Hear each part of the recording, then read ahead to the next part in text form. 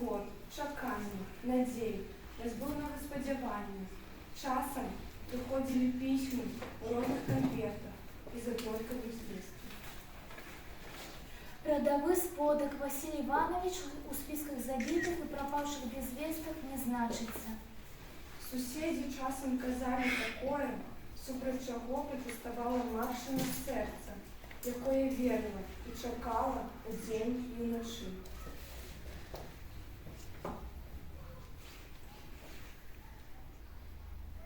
Паша, ці тут ти цьотка?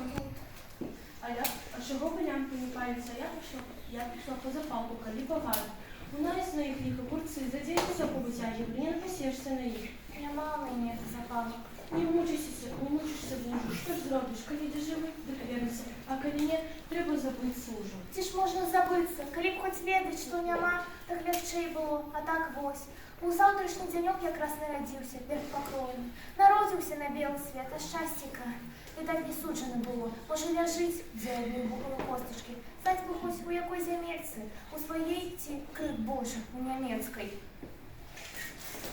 Ёй добра памятны быў цёплы майскі адвячок, калі ў паветры пахне таполем, бярозавым лісцем. Мама, глянь, який захід. Правда похоже на пожарище? А если правда, запылая земля. Война будет, мамушка. Я пойду туда. Не, сынок, не говори так. Это мой обовязок. Призовусь и пойду. Сынок. Яна не разумела ўсяго, але верыла, што калі казала ім гэта, то сапраўды так трэба было. Так і некуды ішла. Ужо і сама не ведала куды. На пагорку бялеў каменны абеліск з зоркай наверсе.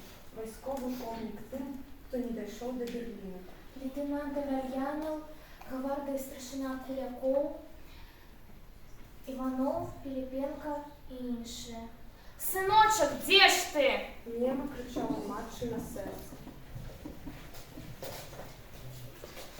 З війни зустріли матірки синову і виглядали раді невесток, а син її додому не прийшов. Прийшло коротке, пропал без весток. Сябры посмутковали, земляки, слезу змахнули подруги дзяўчыны.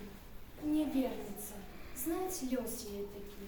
Да толькі сын для маці не загінуў. І ёй успамінаецца тады, як сын казаў: «Вярнуся, не загінуў, чакай мяне, чакай». Ідуць гады, і кожны дзень чакае маці сына.